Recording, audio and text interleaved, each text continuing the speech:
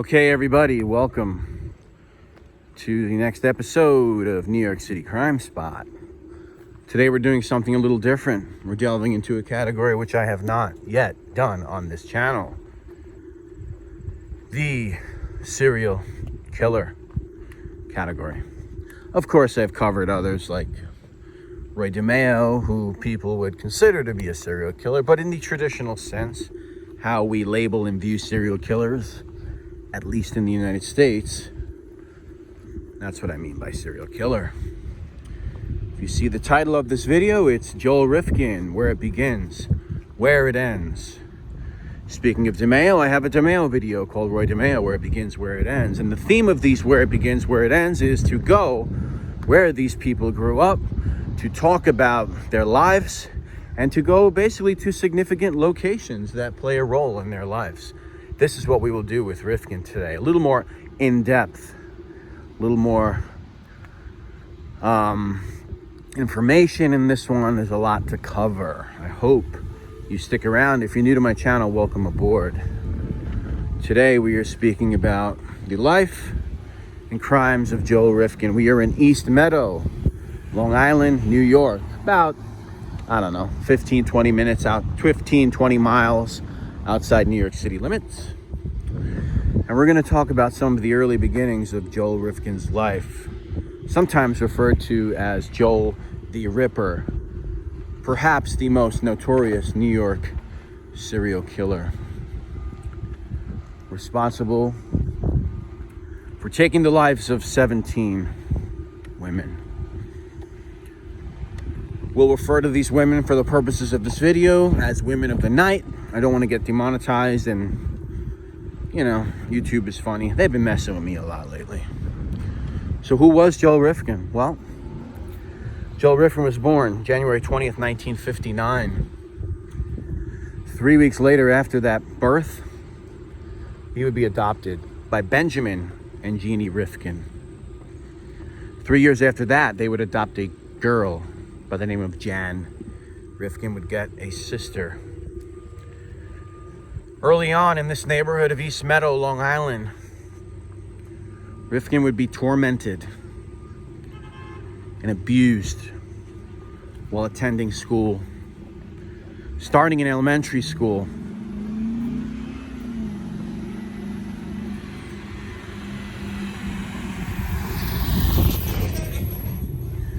Wait for some of this noise to go by. And this abuse would start in elementary school. Children would steal his books. They would violently assault him. He would gain the nickname the Turtle due to his poor posture and the way he walked. He was your prototypical all-American nerd. During his school life, he would wear these thick glasses, high water pants, so you would see his socks showing. Kind of the cliche stereotype of the all-American nerd.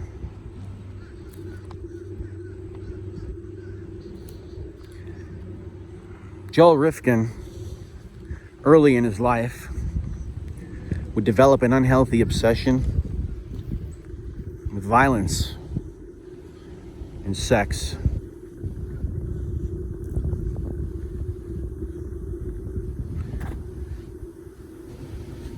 It would start for Joel as early as 13 years old, when he would see the Alfred Hitchcock film, Frenzy.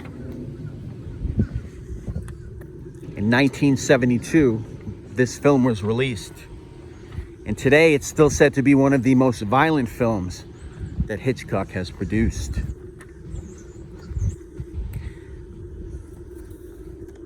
The film follows a man known by the name of the Necktie Murderer, who goes around strangling women.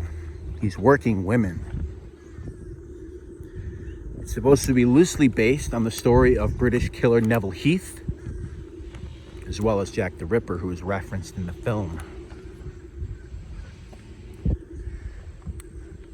This is a film that Rifkin has mentioned in interviews. He had learned things from this film, things that he would put into play later on in his life.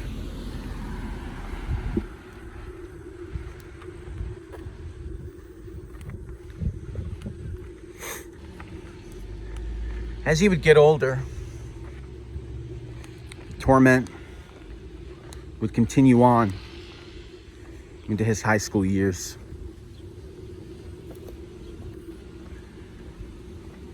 And that's where we are heading now. We're heading to Carmen Avenue, home of East Meadow High School. Place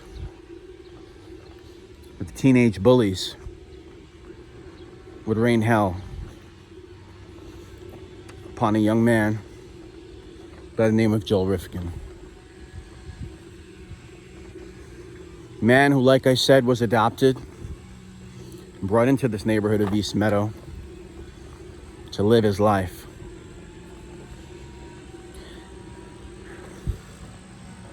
And it would be in 1970 that Rifkin would actually find out that he was in fact adopted. This would be something that Rifkin would claim later in life. Would be a source of torment, as well as the numerous other things that occurred during his adolescence. We're about a couple blocks away from Carmen Ave. When we get there, you will see East Meadow High School. And we will talk more about the strange, demented existence of Joel the Ripper Rifkin. We will talk about some of his experiences in that school and bullying and dating. Up until that point, he had already developed his unhealthy obsession with women. He would have fantasies of women fighting over him to the death, what he would refer to as gladiator style violence. The prize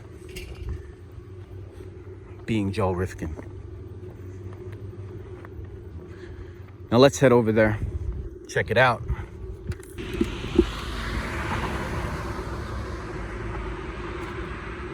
All right, over here on Carmen Avenue. Got a little glimpse of the back streets over there. And once again, we're heading to East Meadow High School, which is going to be coming up on our left.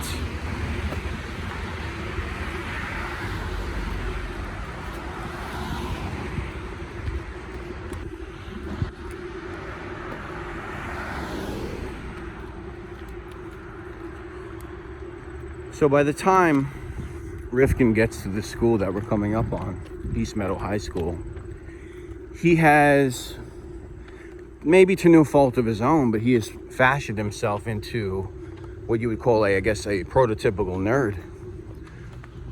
Glasses, high water pants, where his socks would be showing. He was the description of every nerd. Kind of a cliche description, and he fit that here to the left at East Meadow High School.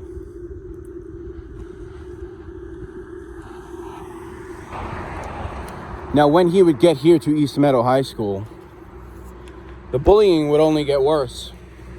As teenagers get older, if you're a subject of being bullied, it could only get worse. Kids get stronger, get into puberty. Some of the meanness really comes out of some people. As a matter of fact, later on, one of the guys that bullied Rifkin referred to him as an abuse unit. which is a wild thing to say about somebody. Here we are, East Meadow High School.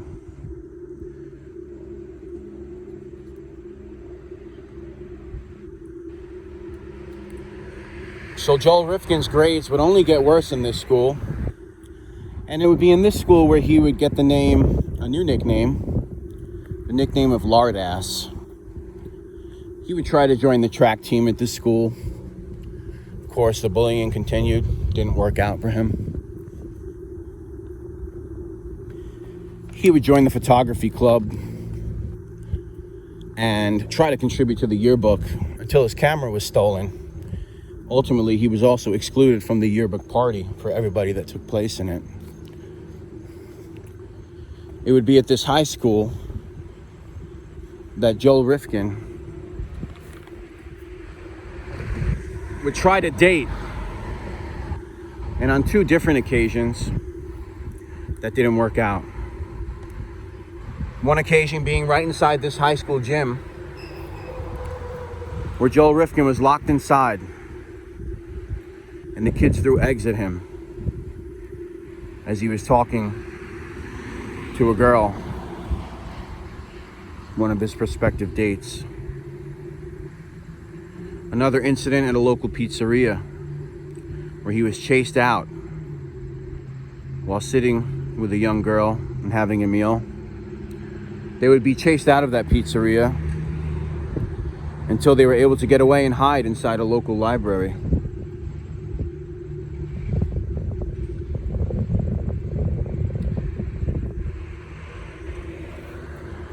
It would be this school where Joel suffered his worst torment, which he would ultimately carry with him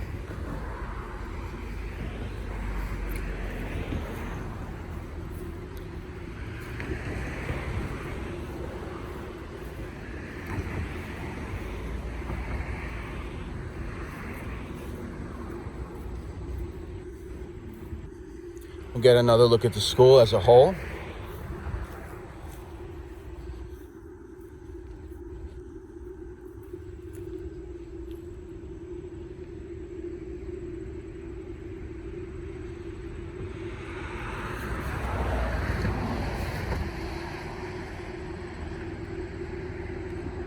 Joel would graduate from here in 1977. And he would make his way to a local college, Nassau Community College, school which I went to for a couple of years. Things wouldn't get better for Joel at Nassau Community. This would also be a time when Joel would develop an obsession. He would develop an obsession for women of the night, we'll call them.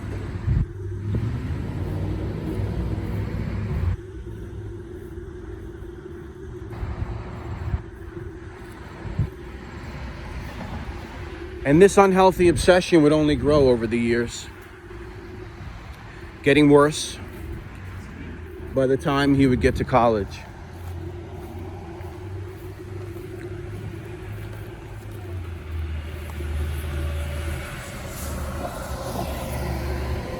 What we're gonna do is we're gonna walk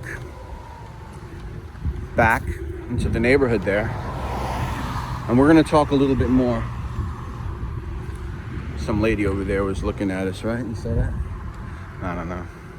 That's the problem with filming some places, guys.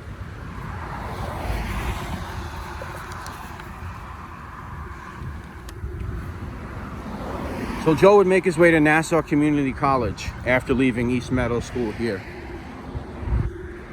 He would do very bad in this school. This time, he would also develop a bad relationship with his father.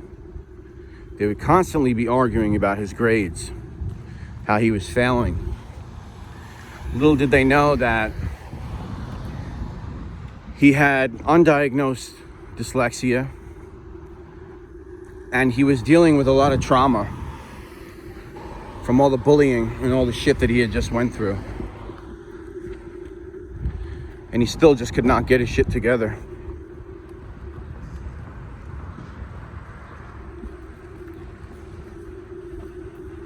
Eventually, he leaves Nassau Community College, and Joel Rifkin makes his way to SUNY Brockport in Rochester, New York, where he would study photography. After 2 semesters, he would fail again. He would make his way back home, and he would give himself a shot again at Nassau Community College.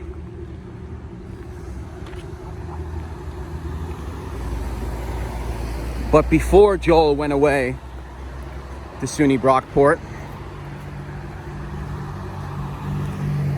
there was something that he wanted to do. He wanted to lose his virginity. And the way he would go about that would be by going to one of these women of the night and paying her for her services. In Joel's mind, this was a way that he could fit in.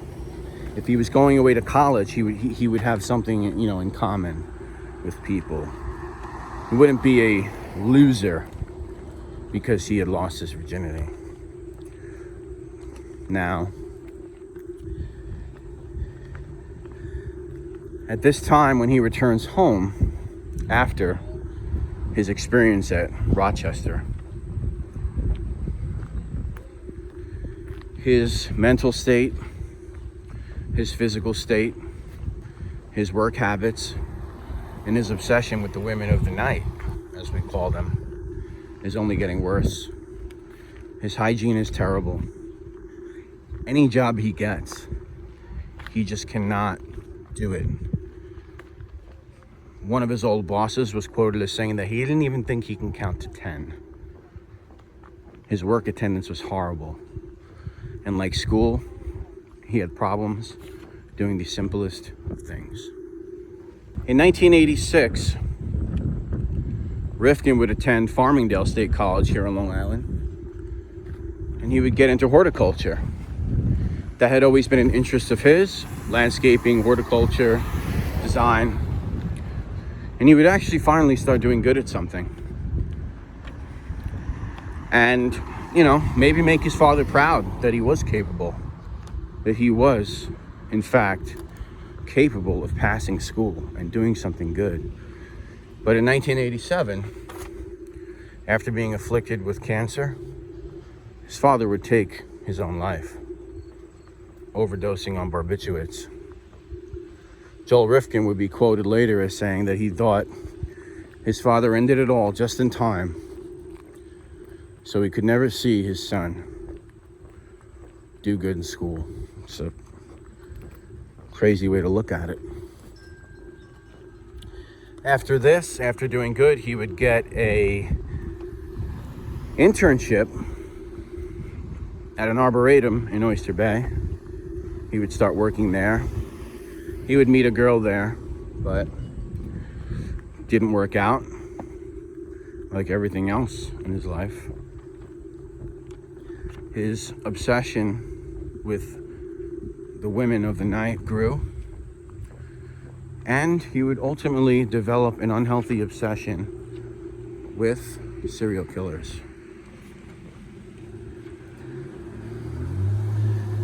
One of them being Arthur Shawcross, the Genesee River killer, who was not identified at this time, but he was collecting news articles and reading all about these people. Another one being Gary Ridgway, of course, the Green River killer, another man who was not identified at this time. So he was becoming enamored with these characters and learning about them.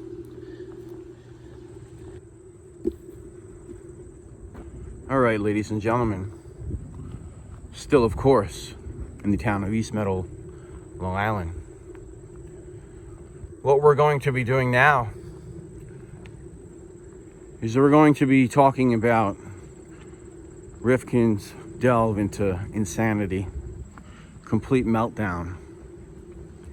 And we're actually walking to his childhood home. And the home where some of these things went down.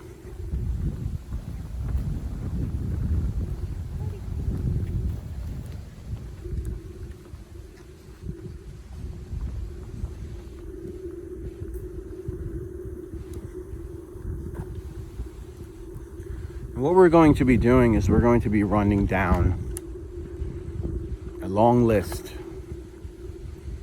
of crimes committed by Rifkin. By 1989, Joel was running his own landscaping business, and his addictions were getting worse. He'd be driving around at night, stalking women who were selling their bodies. It gotten so bad that he would drive around for hours on end, all through the night, to Manhattan, Long Island. And his addiction to paying these women would also put him into debt. Luckily for him, he was still living at home. In March of 1989, after years of thinking about violence, sexual depravity, and studying serial killers, Rifkin would commit his first murder. He would go into Manhattan. He would meet a woman known on the streets as Susie. However, her real name is Heidi Balch. He would purchase drugs for her and take her back to the home where he lived with his mother, which is where we're heading now.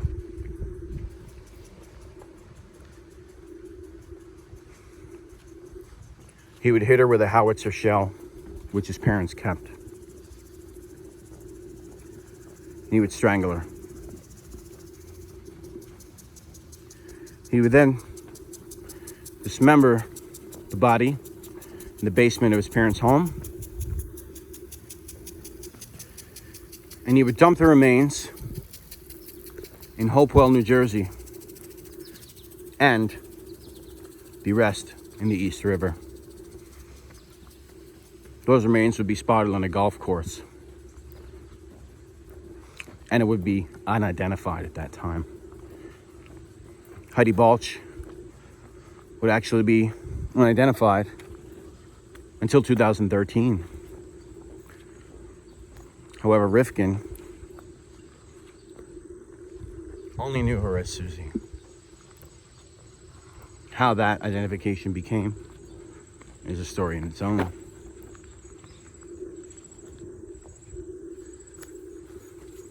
Late 1990. It'll be over a year since he committed his first act. He would strike again. He would pick up a woman by the name of Julie Blackbird. He would bring him once again to his mother's home at 1492 Garden Avenue in East Meadow. He would hit her with a wooden table leg, strangle her. She would be dismembered, put in a mortar pan, in a milk crate, and buckets, which he would fill with cement. And he would dump the remains in the East River and the canal in Brooklyn. These remains have never been found.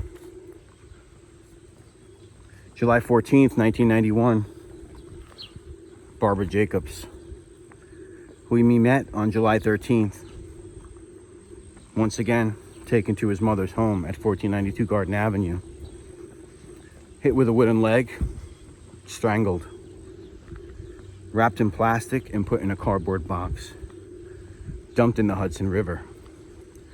The remains would be found hours later by firemen who were doing a training exercise. I'm going to put the news article up now, and it's interesting because at the time it says unidentified man found in a cardboard box. I suppose they misidentified at the time, but I'll put that up.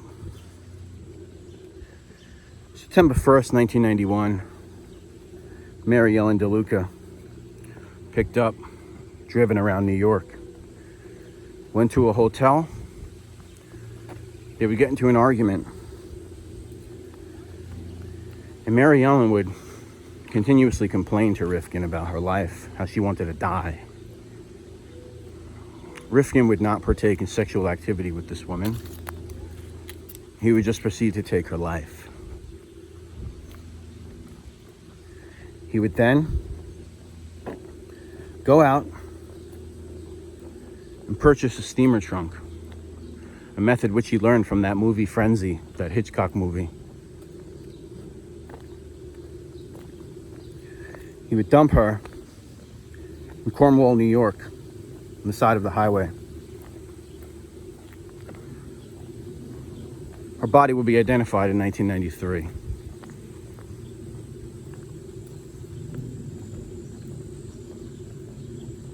September 91, Yun Lee, a woman who Rifkin knew prior. He had picked her up before, so they were acquainted. He would take her to a parking lot. He would hit her and strangle her. Once again, he would use a steamer trunk. And he would throw her into the East River, where her body was found on September the 23rd. She would soon be identified by an ex-husband. December 1991, a Jane Doe, unidentified, Manhattan prostitute, strangled in vehicle, put in 55-gallon drum, put in the East River via a Bronx junkyard. After Rifkin leaves this junkyard, he would state that he was pulled over by police because they thought that he was dumping illegally in the yard. He said, in fact, "I'm looking for junk." I guess he was pretending to be a scrapper or something like that. And they said, "All right, well, don't come back here again." That would be a scary brush with the law for Joel Rifkin. December 26, 1991, Lorraine Orvieto, picked up out here on Long Island in Bayshore, strangled in the car, put in a steel drum. Her body would be found in Coney Island Creek, July 13th, 1992. Jane Doe, again, another one, in 1991, picked up in Manhattan, strangled. Body found in Newton Creek, Brooklyn, May 13th. It was spotted by a sanitation worker. January 2nd, 92, Mary Ann Holloman, strangled in her car. He would drive this body back to Long Island, put in a steel drum, once again, put in Coney Island Creek. This body was found on the 9th of July, 1992. A couple of days before the body of Orvieto was found.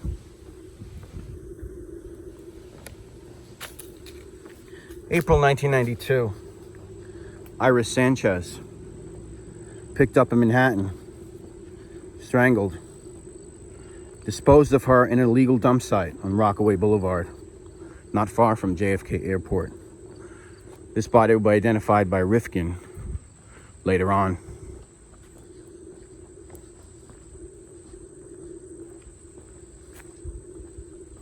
May 24th, 1992, Anna Lopez, picked up on Atlantic Avenue in Queens, strangled in vehicle, driven to Brewster, New York, in Putnam County.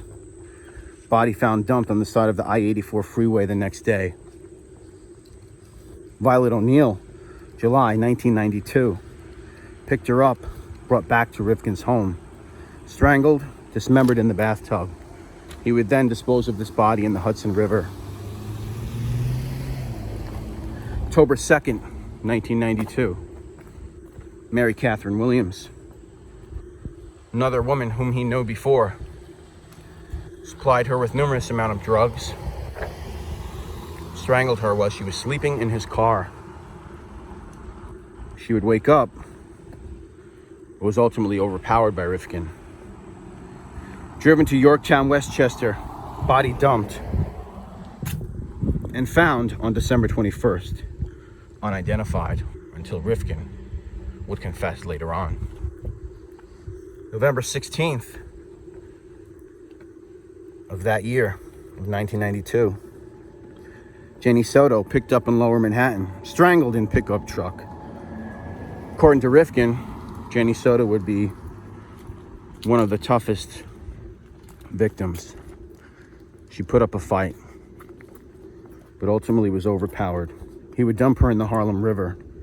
Body would be found the next day on the 17th, identified by her fingerprints, but Rifkin would be injured. It would be the first time that somebody would seriously injure him.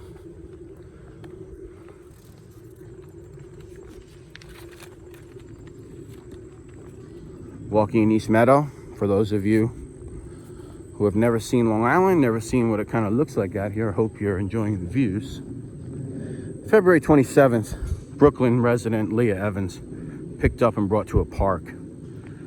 Rifkin and Evans would argue about the location they were at. She did not like where they were.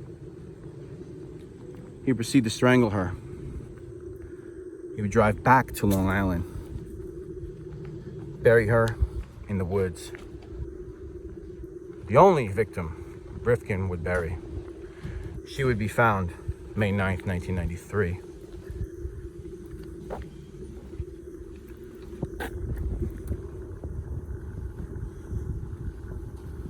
Once again, folks, we are heading to 1492 Garden, the home of Joel Rifkin. Now, right now, just so you know, we're up to number 16. April 2nd, 93. Lauren Marquez picked up in Manhattan, strangled. Fought back and almost escaped, according to Rifkin.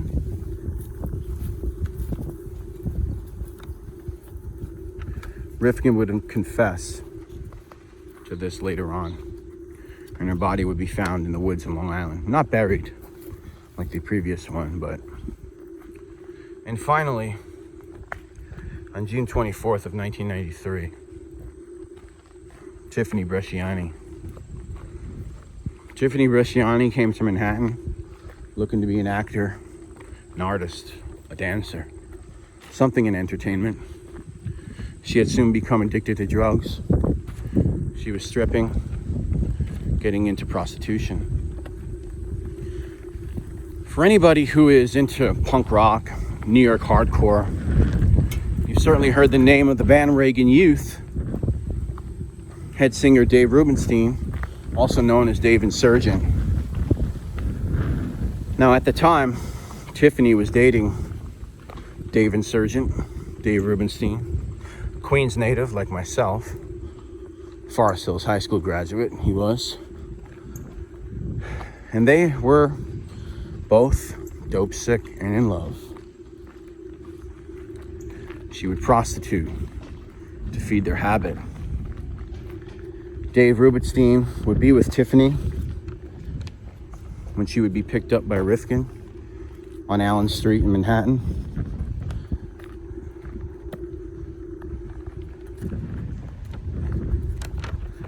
He would strangle Tiffany Bresciani in a parking lot.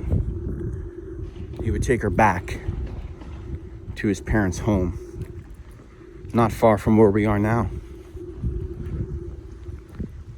He would leave her in the trunk of his Mazda pickup. He would not dispose of the body yet. Rifkin would later say that his mother would take that pickup and do a shopping trip while Bresciani's body was in the trunk, wrapped in a tarp. And if that wasn't enough for him, he would wait 3 more days before disposing of this body. Ultimately, this waiting and other problems would lead to his downfall. Now, we're approaching the home, and when we get there, we'll speak some more.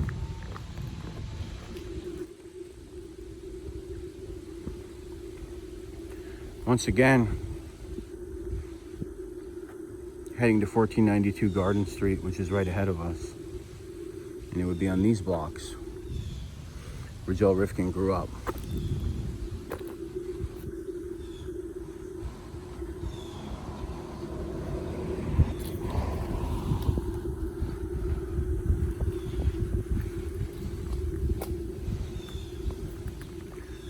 This home here seems to be maybe abandoned.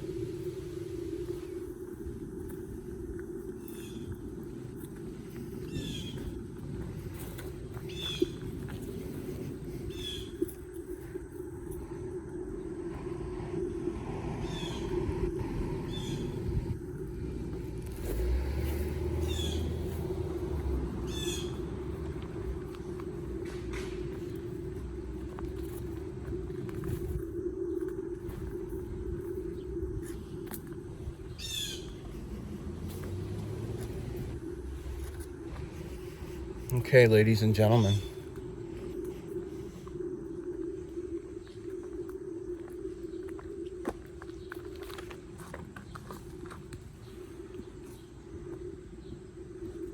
It would be in this home here on the corner at 1492 Garden Avenue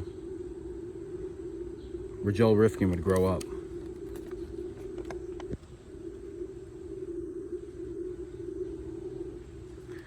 Five of the victims, either taken here alive or already dead. Those victims that were in this home at one point include Heidi Balch, Julie Blackbird, Barbara Jacobs, Violet O'Neill, and lastly, Tiffany Bresciani. Joel Rifkin would leave this home in the early morning hours, June 28th, 1993, and make his way to get rid of the corpse of Tiffany Bresciani, who he had been in possession of for over 3 days.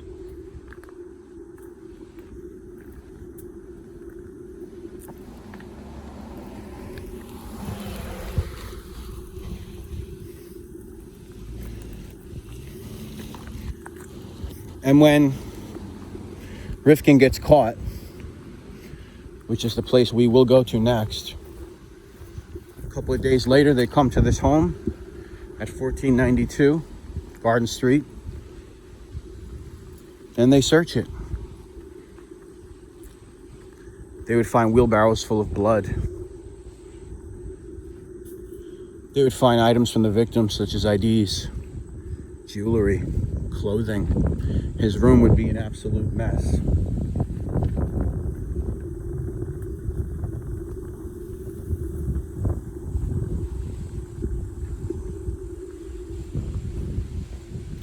Don't want to spend too much time there. Neighbors already coming out. But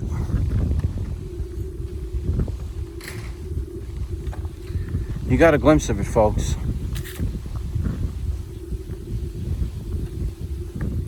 What we're going to be doing now is we're going to be going to the spot where Joel Rifkin was pulled over in the early morning hours of June 28th, 1993. He would get on the Southern State Parkway. Little did he know, his license plate had fell off his vehicle. Cops would attempt to pull him over. He would not pull over. He would get off the Southern State Parkway he would end up at Old Country Road, Washington Avenue, where he would crash into a light pole, coincidentally, right outside the Nassau County Criminal Courthouse. Let's head over there.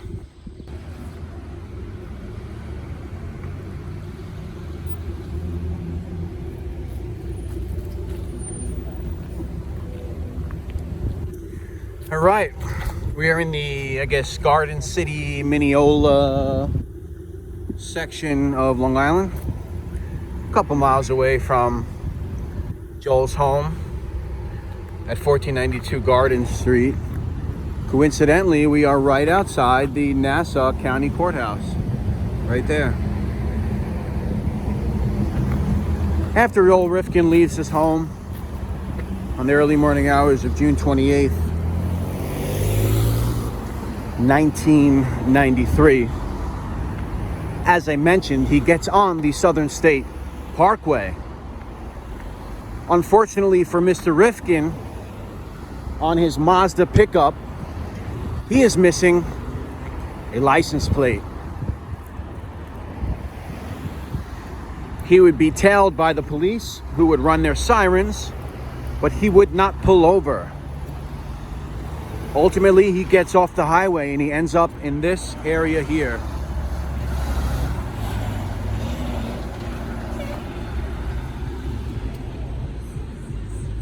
He would make his way down from this road to this way.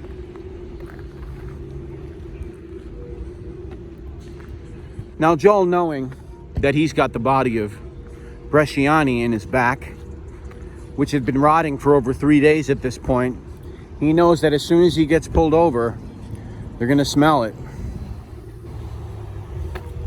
He's gonna keep driving till he gets close to this intersection over here.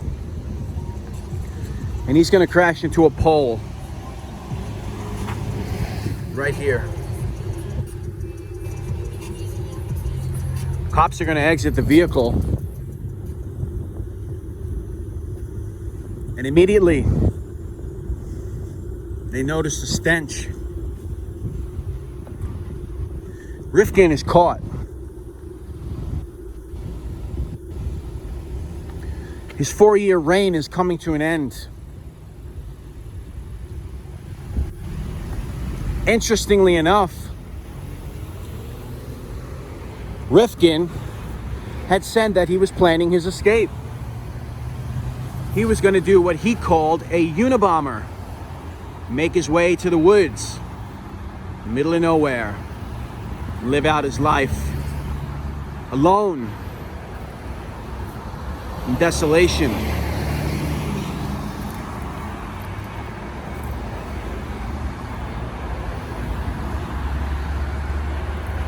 The police would dispatch back about what was going on and find out exactly who they had pulled over and report what they had found. Expired cadaver inside a plastic bag, a body inside a plastic bag in the back of the trunk. White male, last name Rifkin, first name Joel, date of birth 012059. Now let's go to the exact spot.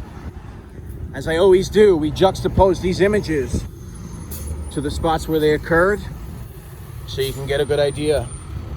We could talk about this even more. So I'll put the image up now.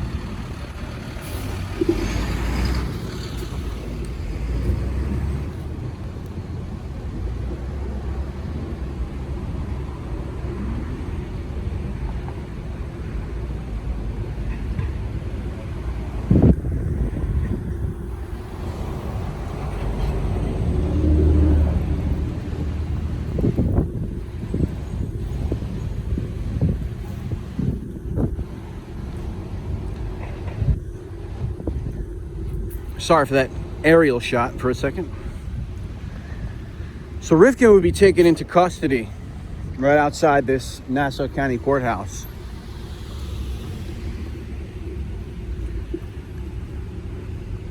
He would be brought back for questioning.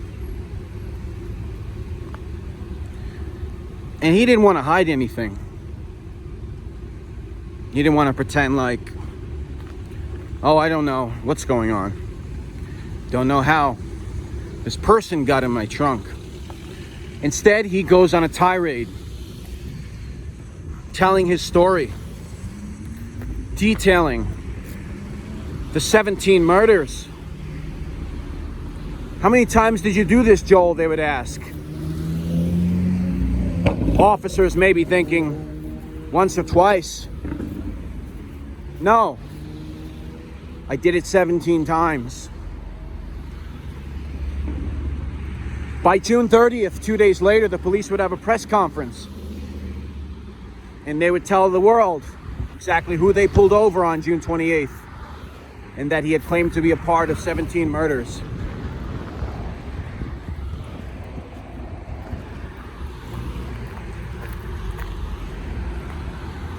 Bit by bit, they would start confirming when he would tell them where some of the bodies were, and they would find them.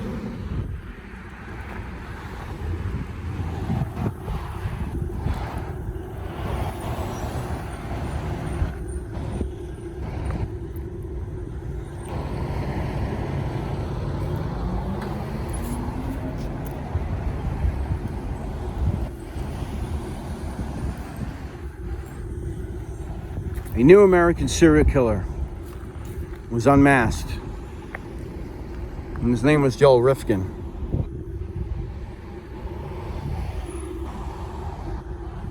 Caught right here.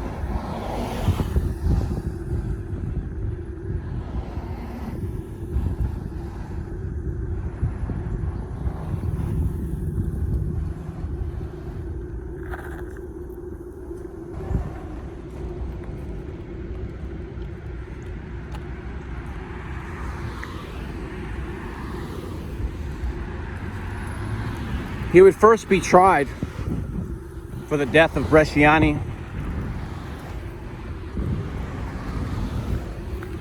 He would be sentenced to 25 to life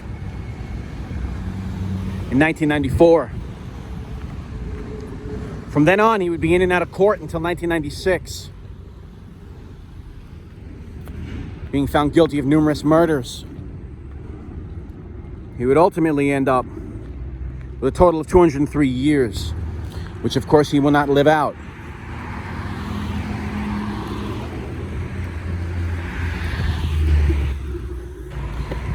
It would also be in 96 that Rifkin would address the court, his first sign of remorse for what he did. I want you to know that I am sorry for what I have done to you and your daughters. What I have done can never be forgiven, but I ask you to believe me when I tell you that I will never understand the part of me that caused me to do these terrible things to your children.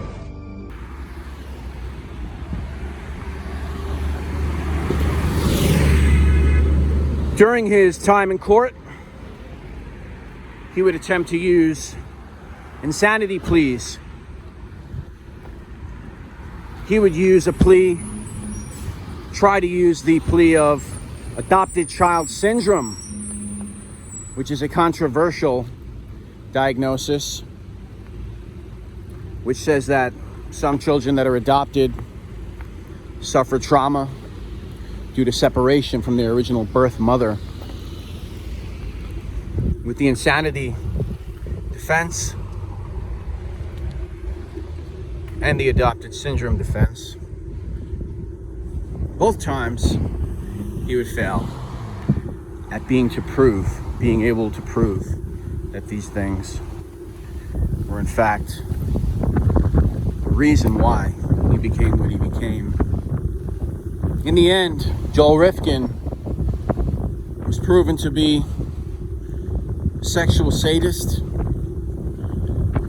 and deranged murderer who operated out here on Long Island, picking up women in Manhattan Queens. But always returning home back here to Long Island.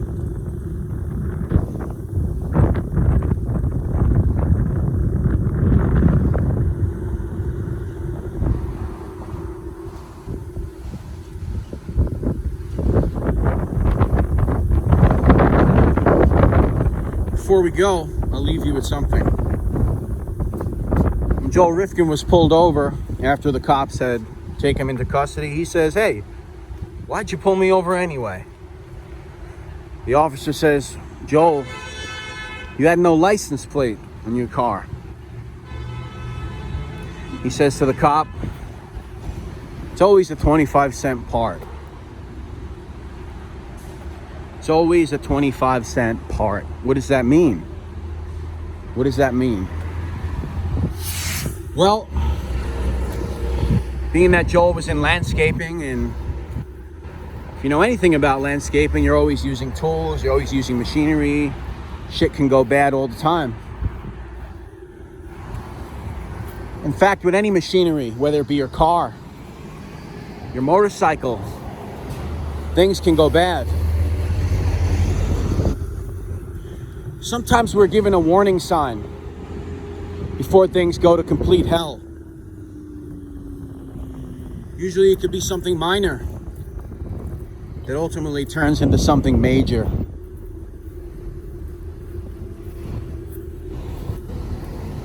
Might always be a cheap fix. Could always be a 25-cent part.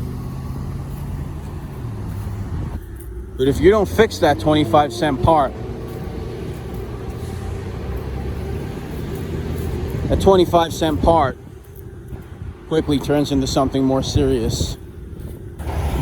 Maybe if Joel would have gotten help earlier, fixed himself before taking the turn that he did, things wouldn't have been so bad for him. So maybe before things turn bad for you or in any aspect of your life, find a way to work on it. Fix something that in hindsight might appear to be minor before it turns into something major.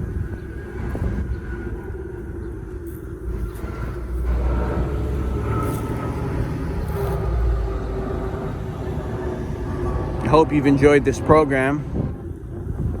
Please like, subscribe, leave a comment, and I'll see all you very soon.